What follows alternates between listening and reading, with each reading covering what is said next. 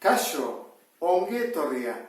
Kono enbor honen azalera kalkulatzeko lehenengo bere aurpegiak garatu beharko ditut, atera egin beharko ditut. Orduan, goiko aurpegiak ze itxura du? Zirkulo batena. Orduan, jarko zirkulo bat. Eta albokoa, koro zirkular bat. Orduan, hori egiten da, ezta? Gutxi gora bera, hori izango ditzake, zabaltzen dut. Eta bekoa da beste zirkulo bat, baina handiagoa.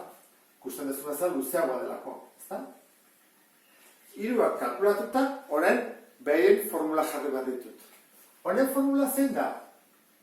Izango ditzake, pi bider erradioa berbi.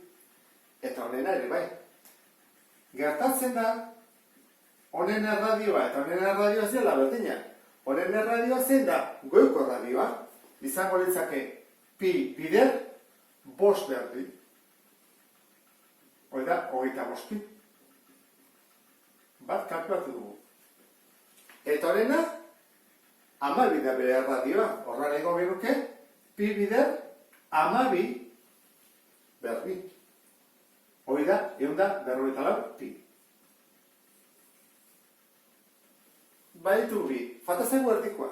Honen formula zein da, hori ikusi dugu. Gu baldin badugu kono enborra, bere alboko azalera izaten da erauntara. Pi, bi erradioak batu, bider sortzailea.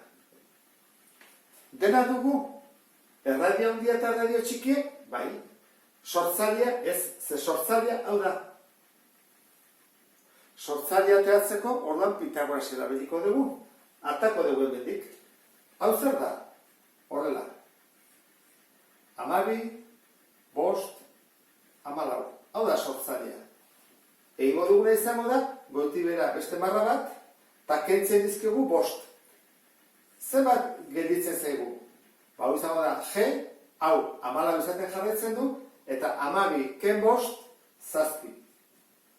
Orduan, bai, egingo dugu. Sortzailea berbi, berdin 14 berbi, gehi 7 berbi. Sortzailea izango da, 14 berbi da 186, gehi 59, eta horren erroketa. 266,05 pi. Hemen ditugu hiruak. 1, 2, 3. Orduan azalera guztia kalkulatzeko egin beharko genuke. 25 pi. Gehi, albokoa, 266,05 pi.